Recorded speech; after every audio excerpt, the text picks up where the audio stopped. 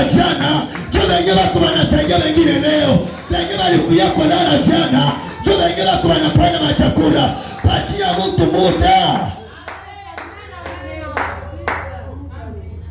Haiko tu umepatia mtu chakula uweze kuteta sana. Patia mtu muda. Bwana Yesu asifiwe. Daniel akamwambia mfalme, nipe muda. Mfalme akasema, mimi nilishaamua ile siku ikifika nitaua wote. Kitu moja mimi nafurahia Mungu. Mtu manaomba Mungu.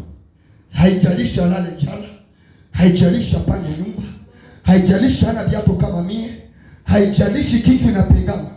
Kuna siku Mungu ataonekanaka. Na Mungu anaonekanaka na wanadamu walishamaliza ongea. Acha wengine wanaongea kwako waongee sana.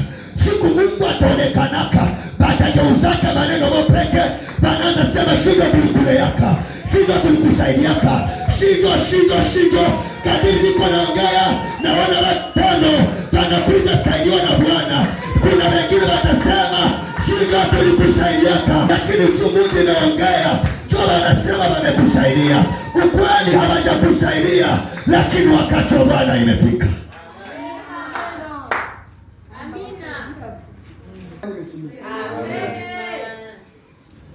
Oh, mimi ndio shangazi. Mbona ile wakati ya mafunzo sikuona shangazi? Unatoka wapi wewe?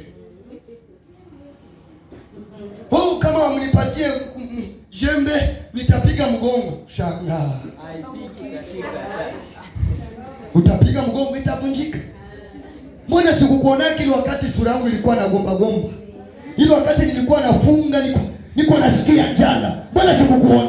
Unajua kwa nini Biblia inasema anayepanda kwa machozi atavuna kwa kelele za shangwe? Ni kwa sababu kila mtu akipanda mko mchoko, kila mtu akipanda mko mazalao, kila mtu akipanda mko shida, kila mtu akipanda mko machozi, lakini badala ya machozi arakashetekeribasaya lotakarabababa.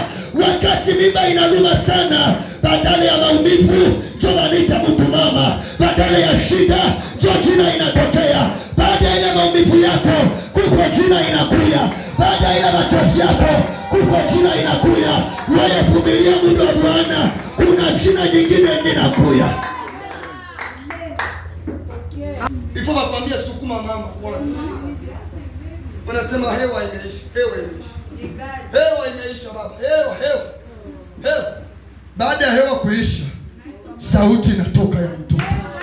Baada ya hewa kuisha, majina ya mtoto inakuja. Baada ya hewa kuisha, banakuita mzazi. Badala ya hewa kuisha, ndio nasikia majina ya furaha. Niko naambia mtu mmoja asijinyonge hapa. Ni kwa sababu muda wa Bwana inaenda timia kwake.